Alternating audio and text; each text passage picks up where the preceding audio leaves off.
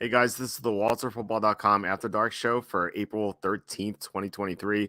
Thought I'd go over the NFL power rankings that I just posted, updated these for free agency, and wanted to do them right before the draft. So I thought I'd discuss them and, hopefully get some feedback. I don't know how many people are watching live. It's almost 11 o'clock on the East Coast. But if you have any strong feelings about some teams, about like why, they're too high or too low, just let me know. I'm always up for to talk about this kind of stuff because I use my power rankings to make my spreads, which factor into my picks. So, people are going to miss stuff all the time. So I'd love to know if I'm too high or too low on a team, and if you think so, tell me why. So I thought I'd get into these, and I think the worst team in the NFL is the Cardinals. They're just a mess right now. I mean, Kyler Murray he's coming off a torn ACL. He's not going to be able to play for the first half of the season. They lost J.J. Watt. They lost Byron Murphy. They're going to lose DeAndre Hopkins. They lost Rodney Hudson to retirement. This team's just a mess right now. To start the year, they're going to have Colt McCoy throwing to James Conner, Marquise Brown, and I just don't even know who else. I guess I don't even know if Zach Ertz is still there. I guess Trey McBride, their second round tight end from a year ago. And this defense was not even that good last year, and they lost Watt and Murphy. So yeah, I think Arizona is the worst team in the NFL. That won't be the case when Murray comes back, but with Colt McCoy, it's going to be pretty bleak. Then we have Tennessee. They lost 3 offensive linemen this offseason. I know Taylor Lewan barely played last year, but still, like they're losing their left tackle, left guard, and center. Just means their offensive line is going to be horrible. If Derrick Henry's not traded, he's not going to have that much running room. And there's been talk that he's going to be traded. So it's hard to imagine this team being very competitive. They're going to get some wins in the AFC South, so I don't think they're going to have the second worst record in the NFL, but I think they're the second worst team. They might get some wins against the Texans and Colts and whatnot. Then we have the Buccaneers. They kind of scratched and clawed their way to a divisional victory last year. They barely got by Carolina, and that was with Tom Brady and Donovan Smith at left tackle. Now Brady's gone; he's retired. Smith is gone. This Tampa Bay offensive line is going to be worse, and they're going to have Baker Mayfield on their quarterback. Just can't imagine Tampa being good. Again, like Tennessee, the record's going to be a little bit inflated because their division's so bad, but still, Tampa could.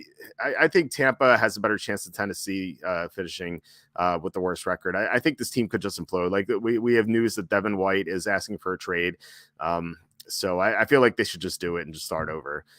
All right, then we have Houston. They're not the bottom of the NFL anymore. They signed a lot of players this offseason. They have, I think their roster has improved a little bit, and I kind of assume that they're going to take a quarterback at number 2 overall. Now, if they don't and they pass on a quarterback and they have to go with the scrub again, or maybe they take Will Levis at 12, which I think would be a disaster. This team is going to be moving back toward number 32, but right now I think they're a little bit better than those other 3 teams. Then we have Carolina at 28. DJ Moore is gone, their number 1 receiver, and they replace him with Adam Thielen, who can't get open. It's going to be a pretty bleak offense, at least their passing offense. They have Miles Sanders to kind of take over for the running backs who replaced Christian McCaffrey last year, but I thought they overpaid Sanders as well. Sanders is a good player. He's not great or anything, though.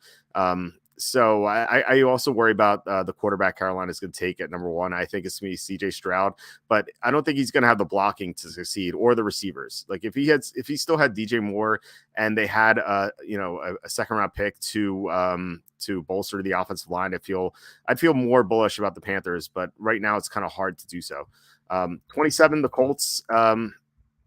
It's just don't know what they're going to do at quarterback. I feel like the roster overall is not too bad. They still have Jonathan Taylor. The offensive line is not that bad. They're going to get Shaq Leonard back from injury. He barely played last year.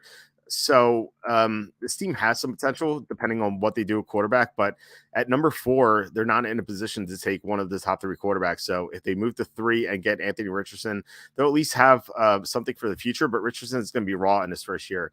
Now they might trade for Lamar Jackson. That would really bump them up these rankings, obviously. But right now, I think the Colts are one of the worst teams in the NFL just because of their quarterback situation. Then we have the Patriots, 26. Their offensive line is in shambles. They really didn't do anything to improve it.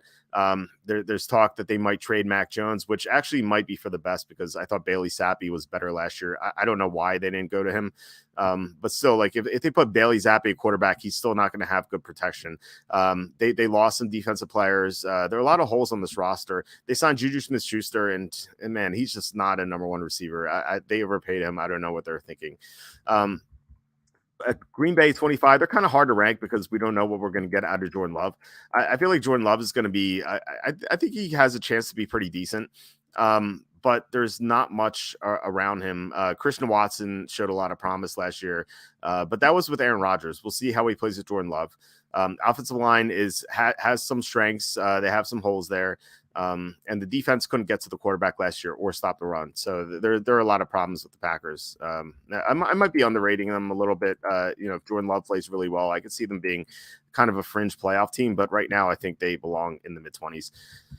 Bears at 24, they definitely moved up from last year. They had the worst record in the NFL last year, but they signed a lot of players. They had the most salary cap space in free agency. So they signed Tremaine Edmonds and TJ Edwards to really improve that linebacking core. It's going to be a lot better. They traded for DJ Moore. It's going to be a great weapon for Justin Fields. Fields is going to have more experience in this offense. They signed Nate Davis, great guard to protect Fields. So this team's definitely looking a lot better than it did last year. I think they have a chance to make the playoffs. 23 Atlanta. They signed some good players: Calais Campbell, Jesse Bates, David Onyemata. They play in a bad division, so they could, despite being like ranked number 23, they could finish with a record above 500, and they might be able to make the playoffs if they win the division. Don't see them going far in the playoffs. Unfortunately, because I bet them to win the Super Bowl back in February when I thought there was a chance Lamar Jackson will go there, and it doesn't sound like he will. But still, I think they have a chance. Like the Falcons Saints are pretty close. And so I think it'll come down to that for the NFC South. 22 Redskins. We'll see what they have in Sammy Howell. I like Howell quite a bit. I was kind of surprised he fell in the draft last year. I thought he'd go in the second round. And I wasn't surprised that he played well in his only game last year. Now, it could be fluke. There's such a small sample size there, obviously. But he has the receivers. It's McLaurin, obviously, Curtis Samuel, and Jahan Dotson is going to be in his second year, so he's going to have more experience. Offensive line's not bad. They lost Cole Holcomb, a linebacker, which is a concern. But they still have a really good defense, and they have the 16th pick to add to their I assume they would add to their secondary with that pick. So it seems not bad. I just think that the other teams in the division are better. Number 21, Baltimore. We don't know what's going to happen with Lamar Jackson right now. But given that they signed Odell Beckham, I assume that Jackson's going to come back. The problem is here that, the Ravens lost some talent. I don't think they're going to be as good. Losing Calais Campbell was a big deal. And they lost Ben Powers on the offensive line. Marcus Peters is gone. So his team's not going to be as good as it was last year. And, it was pretty bad at the end of last year, even before Lamar Jackson got hurt. They were doing pretty well in the first half of the season, but this team definitely has some holes. Number 20, Rams. Now that I look at this, I think they probably should be lower. They have a lot of upside. Like if Stafford recovers from his elbow injury, they have a chance to be really competitive. They still have Cooper Kupp, Aaron Donald, just really top heavy on this roster. The problem is that their offensive line's in shambles. They don't have much receiving depth. They lost Bobby Wagner. They lost Jalen Ramsey. So their defense is going to be worse. So despite them having some very talented players, they also have a lot of holes, and they don't have draft picks to fill these holes. So maybe they're 20 right now, maybe after the draft when they don't get any talent because they're lack of draft picks, maybe they move into the mid-20s. I have trouble ranking this team right now because of the upside with those talented players. Number 19 Saints. It's one of the most mediocre teams in the NFL. Like, I feel like they're going to be like this forever. They signed Derek Carr, the most mediocre quarterback in the NFL. They just have an average roster overall. Now, Alvin Kamara, potentially being suspended could drop them. They have a bad history without Kamara.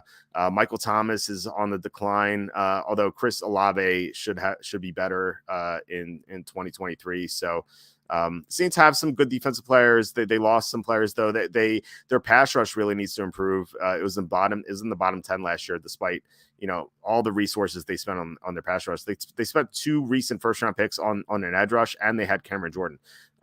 Despite that, they were in the bottom 10 in pressure rate. So unless that improves, they may not make the playoffs. And actually thinking about it, I think 19 is a little too high. I probably should move them to like the 20 to 22 range. Seattle at 18. I don't mind the team. I think I might have them a little low. They signed Bobby Wagner. They have the number 5 overall pick. So, depending on what they get, they might get Will Anderson at number 5. So if that happens, they could definitely move up these rankings. But yeah, I don't know what we're going to get out of Geno Smith.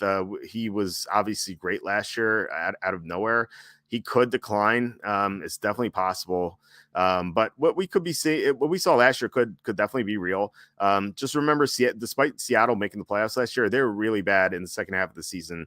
It all started with that trip to London where they were dominated by Tampa. They had a lot of sketchy losses late in the year. I feel like the 2 wins that got them into the playoffs was they beat the Jets when Mike White could barely throw the ball because of his rib injury, and then they barely beat the Rams. They had to go to the overtime to beat Baker Mayfield and the Rams. So this team wasn't as good as their record was last year, but getting Bobby Wagner is going to help. The offensive tackles who were rookies last year, they're going to be even better next year because they're going to have experience. Kenneth Walker is going to be able to play the whole year. So this team has some upside, especially with those picks at 5 and 20. So we'll see what they do in the draft. 17 Giants. Now I expected them to do more for agency. Now, I guess you could say they did a lot because they kept both Daniel Jones and Saquon Barkley, and most people didn't think they would do so. So that's at least nice. But I know they traded for Darren Waller, but the receiving core hasn't really improved that much. Their defense hasn't really improved that much. I feel like this team is pretty mediocre. We'll see what they do in the draft, but it's kind of a disappointing offseason for the Giants. 16 Raiders. This kind of reminds me of the Saints. This team's kind of spinning their tires and not really doing anything. Like if they were in the NFC, I'd be all for their strategy right now because there's not that much competition in the NFC, but they're in the AFC West. And if you haven't noticed, I haven't mentioned any other teams in the AFC West yet. And the Raiders are in last place here at 16. I think that just, Jimmy Garoppolo, he went to the Super Bowl with the 49ers, but that was a much better roster. I don't see him having that sort of success with the Raiders. Now he won't cry on the stand after a game like Derek Carr did or anything, but I think he'll have a chance to get the team to 9 and 8, which is going to be pretty good considering how tough their schedule is going to be. But I think the other 3 teams in the division are all tougher, so it's going to be very difficult for the Raiders to make the playoffs. 15 Vikings. So this team, I said, was overrated all last year. And if you look at their odds, I feel like I'm going to have them higher than most other people because they're like 50 to 1 to win the Super Bowl. Whereas the lines are 21 to 1 now. So I don't think there should be, I guess I do like the Lions a lot, but I don't think there should be that much of a disparity. I still think the Vikings are a good team. I just think I didn't think they were great. People thought they were great last year. I remember some power rankings had them number 1 after they beat the Bills last year, even though that was kind of a fluky victory. I never had them in the top 5. I don't think I ever had them in the top 5. I barely had them in the top 10. I had them in the 9 to 13 range for most of the year, and I barely moved them off that. They lost a couple players here, like Dalvin Tomlinson's big loss. Eric Kendricks, I know he played poorly last year, but still he wasn't really replaced. So I wonder if there's a chance he bounces back this year. So I think he could be missed. Adam Thielen's gone. I know he was bad last year, but still, they don't have much of a receiver. They have Justin Jefferson, and if he goes down, KJ Osborne is suddenly their number 1 receiver. So this team is a little thin, and it's because of Kirk Cousins' contract. So if they suffer a lot of injuries, they could just be done. If they stay healthy, I think they have a chance to make the playoffs and maybe win a game in the playoffs. But overall, I think their talent's a little too thin right now to make a deep run. But maybe they could get there with a great draft. Number 14, Dallas. Can't really trust a team coached by Mike McCarthy. I'm not a big Dak Prescott guy. I think he's okay. I think he's like a good quarterback. I just don't think he's great or anything like ESPN makes him out to be. They're just very poorly coached. They lost their offensive coordinator, so there's going to be some adjustment there. This team has a lot of talent for sure. I just don't think they're going to live up to it with McCarthy coaching them. Number 13 this is a tough team to rank, the Browns, just because we don't know what we're going to get out of Deshaun Watson. He was a lot worse than Jacoby Brissett was last year, which I never thought I'd ever say. Brissett was really good. Heading into the year, people thought that the Browns were not going to make the playoffs because of Brissett. And it turns out that Brissett was really good for them, and they just struggled because their defense was so bad. They signed some good defensive players. Dalvin Tomlinson, Juan Thornhill, Anthony Walker was brought back. Everyone thought he was going to leave, and he just re-signed. So their defense should be better. And if Deshaun Watson can play as good as Brissett did last year, which again, it's weird to say, I think they have a chance to make the playoffs despite being in a tough division. Except for the Ravens. Notice I haven't mentioned any AFC North teams either. So like those are that and the AFC East. Like those divisions are really tough. But the Browns have the talent to get there. It's just a matter of Deshaun Watson playing up to it. Number 12, Chargers. So they didn't really do anything in free agency. The only player they signed was Eric Kendricks. Now, if he bounces back and has a great year, which I think he could, he's probably over the hill. But, he might have one good year left in the tank. If he does, that defense is going to really benefit from that because they've really struggled against the run. Like the middle of the field has been terrible for the Chargers for a long time. So I think they could really improve if Kendricks has a bounce back year. Otherwise, they have tons of talent. You have Justin Herbert. You assume Austin Eckler is going to come back. Doesn't seem like there's a trade partner there. Keenan Allen was brought back. Mike Williams should be healthier this year. Joey Bosa missed like a good chunk of last year. So if he stays on the field, the defense is going to be better. So the Chargers have a ton of upside. The problem is I don't trust Brandon Staley. Like this is the AFC version of the Cowboys. I don't trust their coaching staff. I feel like they're just going to make a big mistake in the playoffs, the first and second round of the playoffs, and lose. But they have the talent to challenge the Chiefs. They definitely do. I just don't trust the coaching, unfortunately. Number 11, Jaguars. So they didn't really do much of free agency. In fact, they lost their right tackle, Juwan Taylor, but they're getting Calvin Ridley coming out of nowhere because he's going to be off suspension. And this defense was electric down the stretch when Trevor Lawrence caught fire. And now he's going to Calvin Ridley playing across from Zay Jones and Christian Kirk in the slot. And you have Evan Ingram. You have Travis Etienne in the backfield. This offense is so much firepower.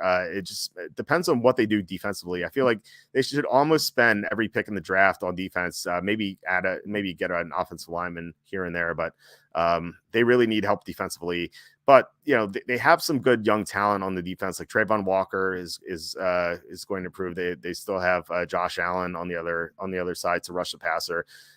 So the Jaguars have upside, and they play in the second worst division in football. So I think they're going to win that division easily unless they have a lot of injuries. Number 10, we're in the top 10 now. Denver. So maybe they do what we thought they would last year. I bet them to win the Super Bowl last year. I'm kind of ashamed to say that. I just thought Russell Wilson would play really well. The problem was twofold. First of all, Nathaniel Hackett was so much worse than anyone thought he would be.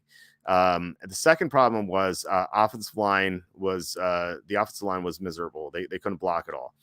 So they fixed both things. Like they hired Sean Payton, who, maybe he's not going to be what he was in New Orleans, but still he's going to be a huge upgrade over Hackett. And then you have they signed Mike McGlinchey and Ben Powers to the offensive line. They're going to get Garrett Bowles back from injury. He barely played last year. So this team is going to be this team's like downfalls from last year are going to be fixed. So this is all up to Russell Wilson. Like if he can like play to like 90% of what he was in like the final couple years in Seattle, or 85%, they're they'll have a chance to make the playoffs for sure, despite being in a tough division. They still have a really good defense. They have two young receivers who are going to be good. Javonte Williams coming back from injury. So this team has a lot of upside. I like them quite a bit. Pittsburgh's number 9. This might surprise a lot of people just because, kind of a bland team like Kenny Pickett, I feel like people aren't going to be too excited to bet the Steelers at all. But it's worth noting that they were 8-2 last year when TJ Watt was on the field. I think 1-7 otherwise, or I don't know, 1-6 otherwise. Their pass defense when TJ Watt was on the field went from like when he was off the field, it went from 30th, and when he was on the field, it went up to third, or no, third, or I can't remember, it was third or sixth, like something in there. Their defense is so much better with him, and if he can stay healthy the whole year, their defense is going to be really good. And offensively, like first of all, you're going to have Pickett improving a lot because he's going to have more experience. They signed Isaac Seumalo to the offensive line. He's a great guard. He was tremendous for the Eagles. He's going to be a huge upgrade. So Seumalo's presence is going to make Najee Harris better, and Najee Harris having more running room is going to make Kenny Pickett better. So you have like this whole thing on offense just improving, and then their defense is going to be great if TJ Watt is healthy. So I really like the Steelers as a dark horse. I don't know if I'd bet them at their current number. I think I would have to have a great bargain to bet the Steelers, but I think they definitely have a chance to make a deep run in the playoffs. Plus, they're very, very well coached. Speaking of well coached teams, number 8, the 49ers. So this might be a lot. This might be a lower than other power rankings have the Niners. I just worry about a couple things. One, the health of the quarterbacks. Brock Purdy's coming off elbow surgery. Don't know if he's going to be ready week 1. They still have Trey Lance right now, but there's talk that they might trade Trey Lance. So there's an outside chance that the starting quarterback is going to be Sam Darnold, which I think would be not ideal at all. Like on this team, he could win games, I suppose, just because, he did that in Carolina late last year. I feel like they won in spite of him, but still he won some games. Niners have a lot of talent. So he'll be able to beat some of the bad teams, but still, like if they have to go up against some of the elite teams in the NFC, I don't think Sam Darnold is going to be able to beat them. Another issue is they lost some talent this offseason. First of all, right tackle Mike McGlinchey, he's gone. They also lost some depth on their pass rush. So this team is not as great as it was last year. It's still really good. It's still a great roster. They're number 8 for a reason. I just think there's some holes that worry me a little bit. Number 7, Eagles, the second best team in the NFC. So the Eagles lost some free agents. They're going to have some players, some young players take over for them. For example, Nakobe Dean taking over for TJ Edwards, Cam Jurgens taking over for Isaac Seumalo. Jordan Davis is going to have more snaps. He's going to play more snaps this year for Javon Hargrave. So if their young players step up, this team won't skip a beat. Like they're going to be as good as they were last year. We just don't know how these players are going to play. So this team has a ton of upside. I think they have a high floor. They still have a great talent. They should definitely be a top 10 team. I just have them lower than I did last year. Like I had them at number 1 for most of the second half of the year last year. Especially when the Bills lost Von Miller, that kind of bumped the Bills out. So I think the Eagles have a great shot to go back to the Super Bowl. Just depends on how well their young players play. Number 6, the Lions, the best team in the NFC. Some people might think I'm crazy. I don't know. I mean, this team was tremendous at the end of last year. They were 8-2 to close out the year. Their only losses were to the Bills, which was a nail biter when the Bills still had Von Miller. And their other loss was to the Panthers when the Panthers ran this like weird zone option running game against them, and they ran for like 400 yards because just completely caught the Lions off guard. Otherwise, they beat every single team in their final 10 games. And they played some playoff teams. Like they destroyed the Jaguars, they destroyed the Giants, they beat the Vikings by double digits, then they beat the Packers at the end of the year. Like they had some very impressive wins. And earlier in the year, when they started 1-6, the reason they started so poorly is because Amon-Ra St. Brown and DeAndre Swift are both out. And you might be thinking, oh, Swift is just going to get hurt again. Maybe St. Brown gets hurt again. He's not the biggest guy. They have Jameson Williams entering his second year. Like Jameson Williams barely played last year because he was coming off a torn ACL. This guy might have been the first receiver taken in the 2022 draft if he didn't have that torn ACL. Like he's so talented, and now he's going to be healthy now. So they have him at receiver. There's talk that they may draft Bijan Robinson or Jahmyr Gibbs to replace DeAndre Swift. So they're going to have so much talent offensively. They added on defense. They added Cameron Sutton. They added Emmanuel Mosley. They added Chauncey Gardner-Johnson. It feels like their only weakness is linebacker, and they could spend their 18th pick in the draft on a linebacker, or maybe their second round pick. So I love the Lions. I bet them at 33-1 to win the Super Bowl. They're down to 21-1 in some sports books. I think they're still 25-1 out there. I have no problem betting 25-1. All right, we get to the top five now. Miami. This is assuming Tua stays healthy, which I guess is a bad assumption to make, but like I said, I use these power rankings to make my lines, and I use my lines to handicap games. And I have to assume, like these rankings are with Tua being healthy right now. This is not like late in the year. I expect the Dolphins to still have Tua. I don't expect them to have Tua late in the year. This is for week one. So I think in week one, Miami is the top 5 team. They have Tua. They have those awesome receivers. Offensive line, not great, but still pretty solid. They traded for Jalen Ramsey. They signed David Long, I believe, and Deshaun Elliott. This team has so much talent and so much upside, and I like their coaching staff too, even though a little creepy head coach, but still, I like their coaching overall. And it's kind of weird that they're the third best team in the AFC East right now, but still, I love this team. As long as Tua is healthy, they're going to be a Super Bowl contender. Just a matter of him staying healthy, which hasn't happened.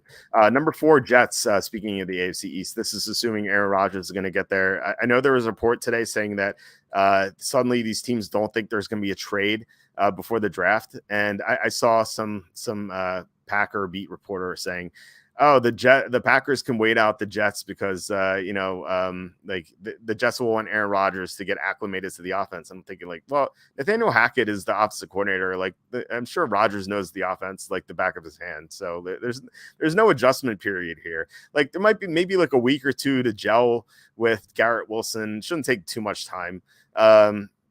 So, yeah, I think the Jets are a great team. Their defense is awesome last year. The only reason they missed the playoffs was just they just had terrible quarterbacking, and now they're going to have Aaron Rodgers. I brought this up on the show, I think it was a week ago. The Jets had, I believe, 7 games last year where they lost by 1 score. I feel like Rodgers is going to flip most of those results around. I think they go from 7-10 to 12-5 at least, maybe 13-4. So yeah, the Jets are looking really good right now. Hopefully you got them to win the Super Bowl. Jacob and I recommended that as a bet back in February, and when it was like, I think it was like 28-1, and it's down to in some sports books, it's down to like 11-1. It's kind of insane. All right, top 3, the Chiefs. So sure, some Chiefs fans will be angry that they're not number 1. But I don't think the Chiefs were the best team in the NFL last year, despite them winning the Super Bowl. They had trouble blowing teams out during the regular season.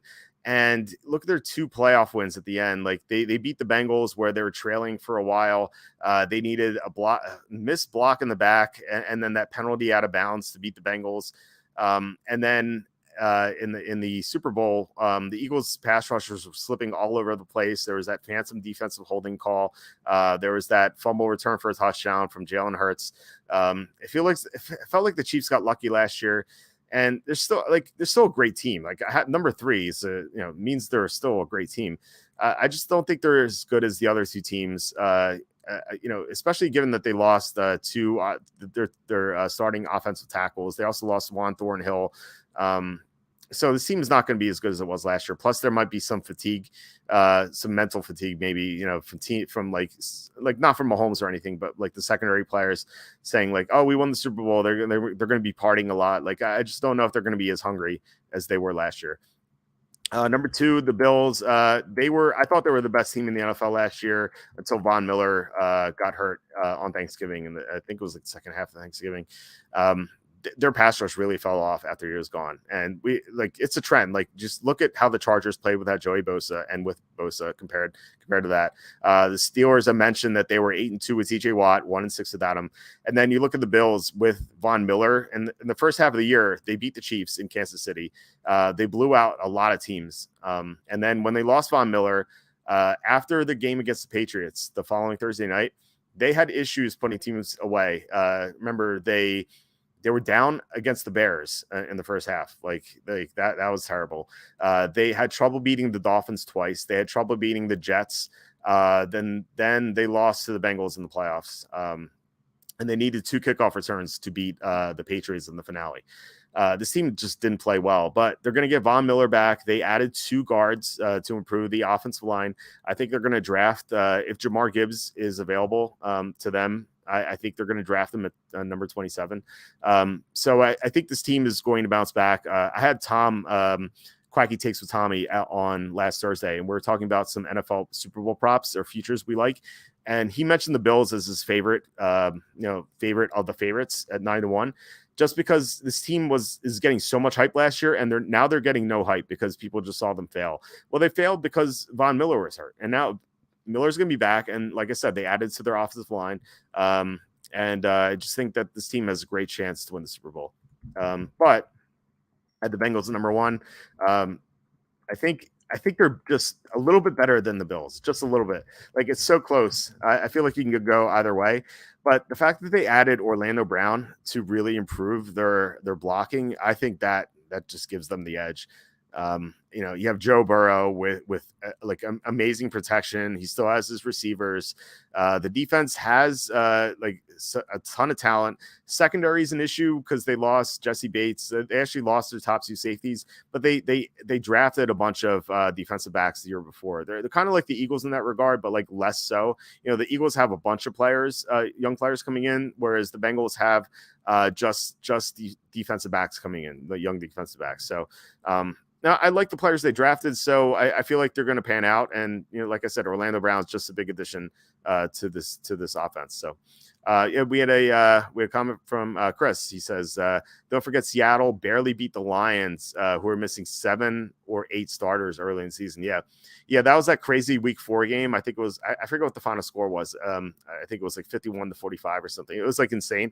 The Lions were missing like half the roster in that game, half their starting lineup in that game. It was insane. It was kind of like that was the week after the Lions were up 10 against the Vikings in the fourth quarter, and they blew that lead because they lost St. Brown and they lost Swift and they lost a couple of other players. I remember watching that game live because I had the Lions in the Super Contest, and they still covered, but I remember seeing those guys go down, and I'm like, oh no, this sucks. Especially given that Jacob and I both had the Lions at 160-1 to win the Super Bowl, just like a super long shot. We had them, I think it was like 10-1 to make the playoffs, or maybe it was like 10-1 to win the division or something. So like we had a lot tied to the Lions. We had their season over win total, which at least hit. So yeah, we had a lot on the line for the Lions, and like watching them go down like flies in that Week 3 game against the Vikings was so brutal. And then against Seattle, they just lost because they had no personnel. And then they got trashed the following week against the Patriots because like they're still so banged up. They had no one to compete with. And St. Brown came back in that game, but he wasn't 100%. He could like barely run. And then the following game after that, I think they had a bye, and then they played the Cowboys. And Jamal Williams fumbled at the 1-yard line against Dallas. It was in Dallas. And if he had scored a touchdown there, they would have gone up by, they would have gone up by like 10-6, I think, or 13-10 actually, in the fourth quarter with 10 minutes left. So they had a chance to beat Dallas in Dallas when they were still banged up, by the way. So yeah, they had a lot of young players step up in the second half of the season. I really love the Lions this year. So, all right, that's it for these power rankings. like I said, it's late. Like if you're watching this on actually April 13th, which I dated it, this video, just let me know which teams you think are too high and too low. Like I said, I use these to make my line. So if I'm off on teams, which obviously could be the case, like not absolutely no one's perfect, and I definitely make my share of mistakes. I think that it would be great to get some feedback from that. And also please hit like, subscribe, comment below, and share this video. Like that would mean a lot to us, especially subscribing, because we would love to add to the viewer count and subscriber count. Wait, a question here quickly from Stanley. Why are scouts sleeping on Jalen Hyatt? It's a good question. The top 4 receivers in this draft are in some order: Jackson Smith-Njigba, Quentin Johnson, Zay Flowers, and Jordan Addison. And I feel like Hyatt is number 5. There are a couple of other guys you can make the case for that. I don't know. I really don't know. I like him quite a bit. I had him in the first round of my mock draft a few times. And I was met with like some shock by that. And they're like, wow, you have Hyatt in the first round. I'm like, yeah, you don't think he's good? So I don't know. I like, it's a really good question. I'll have to maybe ask Charlie about that. He talks to like everyone in the NFL, so he might know. Maybe there's some stuff that we don't know about that people don't like. So, thanks again for watching. I'll be back tomorrow. Not sure what we're going to discuss tomorrow, but like I said, please hit like and subscribe, and I'll